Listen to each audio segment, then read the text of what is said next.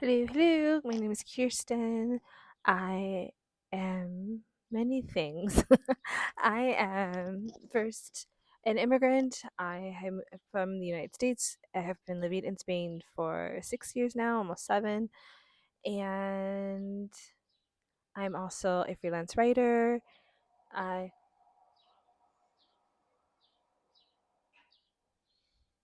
I am also a freelance writer and a coach helping people to figure out their finances to move abroad. I wrote an ebook on how to use inspiration to create the life that you love. And I'm also a dancer, and I'm making these YouTube videos, these weekly YouTube videos to share more about my life in Spain. And one thing I wanted to talk about in this video was what my language learning, my Spanish learning was like, or what speaking Spanish was like in my first year living in Spain. So, a little bit of background. I first learned Spanish when I was in high school. I'm not going to say when that was, but you can guess. It was quite some time ago.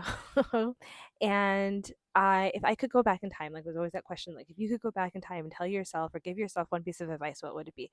I probably would give myself like several pieces of advice, but one of those pieces of advice would be really pay attention in your high school Spanish class and learn vosotros, because I literally remember it wasn't until my third year. I took 3 years of Spanish and I did well. Like, I think I got A's and B's in all of my classes and I did well, but it was just the retention of it. It was the retention and the practice of what I learned.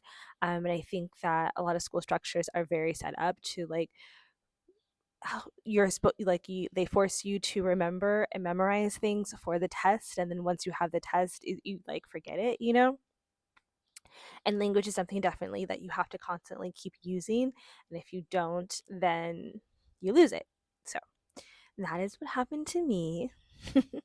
And I remember my third year in Spanish, like our teacher was explaining that like vosotros, when it comes to the verb tenses, because in Spanish they have different verb tenses for everything. And I remember learning vosotros, and but then our teacher also saying like, don't worry about it. That's mostly for Spain, and because I'm from California and most of the Spanish that we would be using in that time would be Latin American Spanish, we didn't really study vosotros. And now I regret it. But I would tell myself to study more and practice. I think that would be like the biggest thing, just like go out and practice Spanish. But anyways, can go back in time. So fast forward, I moved to Spain in 2019, and prior to that, I was scraping up my high school Spanish to barely get me by living in Panama, in Central America, in Panama City. And that was really interesting because I feel like when I first got to Panama, a lot of people wanted to speak English to me with me, which held me back a little bit. And I feel like when I started speaking more, and speaking more and having more Spanish speaking friends, I feel like my Spanish got to about A2, maybe B1 level, by the time at the end of my 2 years in Panama. And so A1, A2, B1, for people that are not aware of those qualifications, would probably be like a little bit more advanced than a beginner, but not as not quite an intermediate, like just about the point of like beginner intermediate, in that kind of like gray area. That's where I would say I was. Um, and so I took my, you know, upper beginner, lower intermediate Spanish with me to Spain, kind of thinking that, like, okay, I feel like I have enough to get by. Um, I did listen to a lot of like Spanish YouTubers and to kind of get used to the accents and things like that. But it was different. It was still different. Um, speaking Spanish and hearing Spanish when I came to Spain, I remember to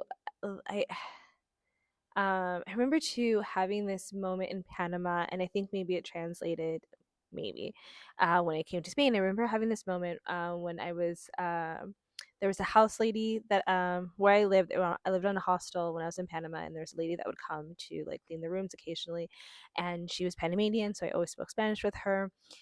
And I remember one day she came in to clean, and I was talking on the phone with a friend back in the United States, and I was speaking in English. And she came up to me after, and she was like, "I didn't know you spoke English. Like, I thought that you just spoke Spanish and that you were just from like another Spanish speaking country, because it was obvious that I wasn't Panamanian because of the way that I spoke." But she just thought I was. So that was a really cool like compliment. So I say that because I remember when I first arrived to Spain, I remember sometimes I would speak to people like in stores or offices and ask questions, and people would kind of like make like they would scrunch their eyebrows together, kind of trying to make out what I was trying to say. And I don't know if that was because of my accent, or maybe I just wasn't pronouncing things correctly. I'm not sure, but I think that even till this day, I feel like the way that I spoke Spanish, because I feel, or the way that I speak Spanish, because I feel like I don't have a very strong American accent when I speak, and I don't feel like I have. I definitely don't have a very strong Spanish accent when I speak. So, anyways, um, I I think it was an adjustment and a little bit intimidating, I'll be honest, because I feel like Spanish speakers in Spain speak very fast. And I remember my friend asking me, like, what is it like, listening to Spain and here. And I was like, I was telling my friend, I'm so used to Latin American Spanish that I kind of feel like my first year in Spain, I remember having to like concentrate really hard when I was listening to Spanish speakers, just because I wasn't used to the accent, I wasn't used to the speed.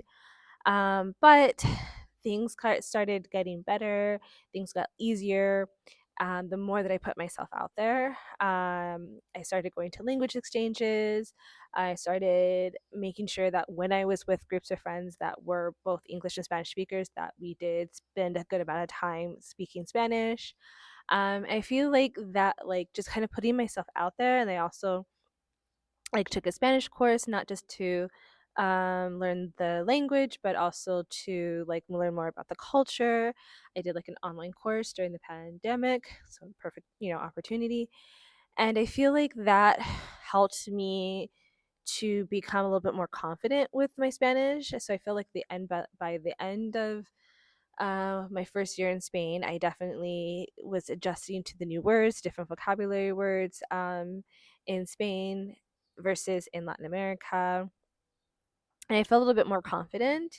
And I felt like I could definitely have a good, like a full conversation. Like I could have and I was starting to have conversations. I was having to have like fuller conversations that weren't just like, hi, how are you, where you're from, but talking about my day, talking about my interests and playing games. I feel like that was also a really um, big factor when it came to like learning Spanish or practicing Spanish or perfecting it. I would have groups of friends where we would play board games and card games, and oftentimes we would play like in a mixture of Spanglish, so that I had opportunity to learn, but I also like I wasn't pressured to always speak in Spanish or to always understand everything in Spanish. So that has been my first year. And so I feel like if you're learning a language, I feel like the takeaway from all of this is to not be afraid to put yourself out there and speak. And it is okay. um, Especially in my experience in Spain, I feel like most people, 95% of the people, if there's ever a confusion or if they don't understand me, they like try really hard to communicate. And that's also what I learned too, is that there are so many different ways to communicate. Like words is just one way to communicate. So yeah, that was my first year. I will be talking more about my language learning journey, because it is still a work in progress, even after all of these years. So if you want to hear more about that, I also want to I want to start sharing like new Spanish colloquial words that I'm learning, or just fun facts about the language that I'm learning. So if you want to find out more about that, I don't know if I will actually do a video in Spanish. That's a whole nother thing, but I definitely want to share more about my language learning journey. So if that's something you want to check out, make sure you subscribe.